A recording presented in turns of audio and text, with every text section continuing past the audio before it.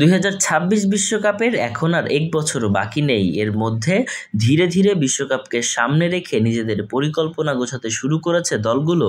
নানা নাটকীয়তার পর যুক্তরাষ্ট্র, কানাডা এবং মেক্সিকোয় আয়োজিত হতে যাওয়া বিশ্বকাপের জন্য ব্রাজিলের কোচ হিসাবে নিয়োগ দেওয়া হয়েছে অভিজ্ঞ কোচ কার্লো আনচেলত্তিকে।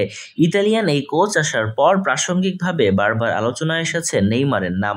জর্জর নেইমারকে নিয়ে আনচেলত্তির পরিকল্পনা কি হবে সেদিকেই ছিল সবার চোখ। নিজের প্রথম দলে ফিটনেসের কারণে না রাখলেও সম্প্রতি নেইমারকে ভালোভাবে প্রস্তুত হওয়ার তাগিদ দিয়েছেন আনচেলত্তি। তবে আনচেলত্তি চাইলেও ব্রাজিলের 41% মানুষ চান না নেইমার বিশ্বকাপে খেলুক। ব্রাজিলের একটি গুরুত্বপূর্ণ জনমত জরিপকারী প্রতিষ্ঠান ডাটাফ্লোর এক জরিপে উঠে এসেছে এসব তথ্য। 41% না চাওয়ার বিপরীতে 48% অবশ্য নেইমারকে বিশ্বকাপের দলে দেখতে চান। জরিপ অনুযায়ী 7% বলেছেন তারা এই বিষয়টিকে গুরুত্ব দিচ্ছেন না এবং 3% বলেছেন এই বিষয়ে কি মত দেওয়া উচিত তা তারা বুঝতে পারছেন না। তবে এ চিত্র ব্যাপকভাবে বদলে গেছে ষাটোর্ধ্বদের মধ্যে করা জরিপে।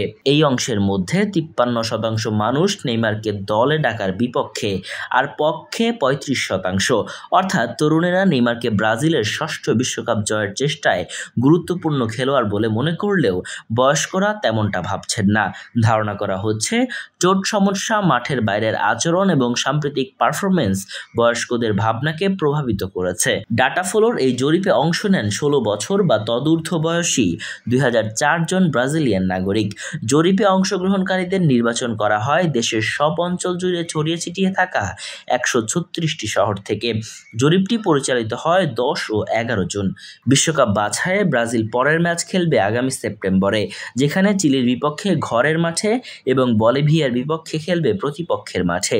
এই ম্যাচ দুটি দিয়ে নেইমার দলে ফিরতে পারবেন কিনা সেটাই এখন দেখার অপেক্ষা।